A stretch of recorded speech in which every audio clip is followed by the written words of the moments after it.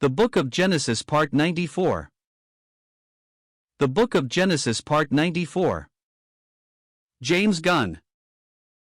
Chapter 47:13-21. In the brief study appearing in the December issue, we noticed the faithfulness of Joseph as an administrator to his own family. We must now consider events and see whether or not the same quality controlled his dealings with the people of the land, the Egyptians. The Egyptians. There are critics who accuse Joseph of enslaving the inhabitants of Egypt, buying them and all their possessions. The people apparently did not think so.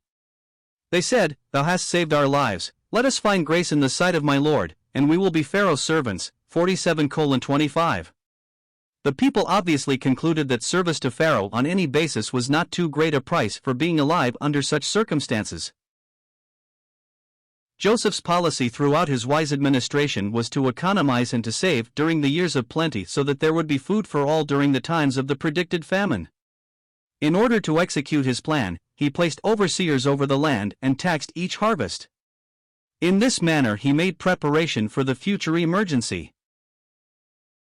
In his administration of the food supplies, Joseph did not break the morale of the people by distributing relief rations, he sold them the food. In his wisdom he maintained their independence.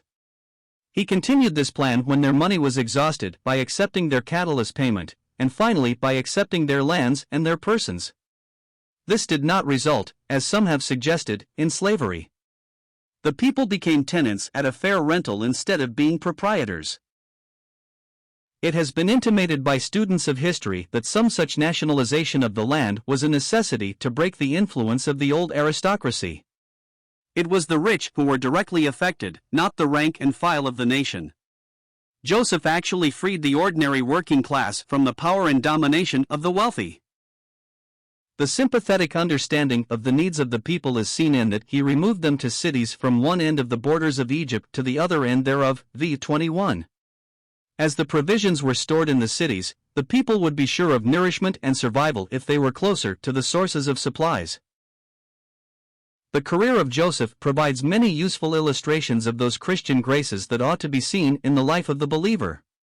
Peter writes, "Be pitiful, be courteous, rendering blessing, knowing that ye are thereunto called, that ye should inherit a blessing." Paul could have said of Joseph as he did of Timothy, "I have not a man like-minded, who will naturally care for your state."